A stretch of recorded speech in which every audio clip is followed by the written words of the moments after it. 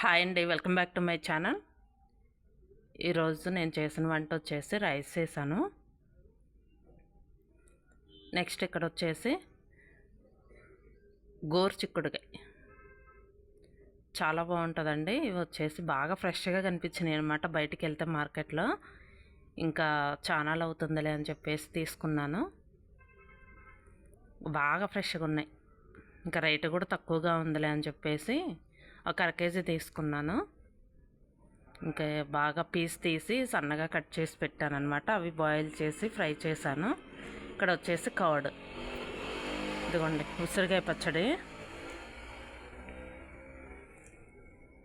ఈరోజు వచ్చేసి ఇంకా వంట అయితే ఇలా చేశానమాట. రైస్,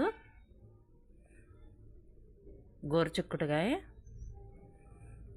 కర్డ్, నెక్స్ట్ ఒకవైపు వచ్చేసి ఉసిరికాయ పచ్చడి. ఇంకేదో ఒక చట్నీ అలవాటు అయిపోయిందండి మాకు. ఇంకా ఇక నూరిన చట్నీ కానీ లేకపోతే నిల్వ పచ్చడి కానీ ఏదో ఒక చట్నీ అలవాటు అయిపోయింది మాకు.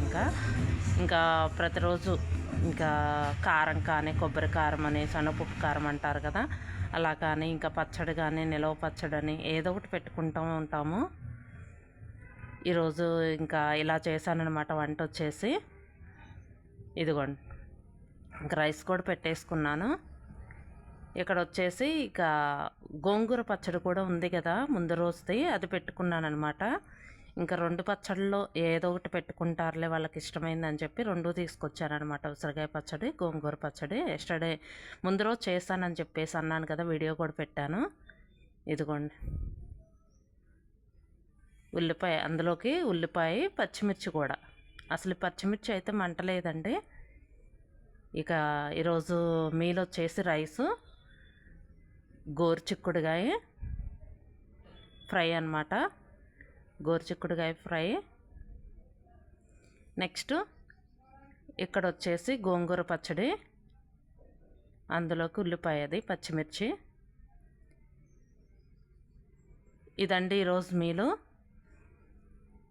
ఈరోజు మీల్ వచ్చేసి రైసు, గోరుచిక్కుడుకాయ ఫ్రై, గోంగూర పచ్చడి. ఇదండి వీడియో కనుక మీకు నచ్చితే లైక్ చేయండి, షేర్ చేయండి. Thank you.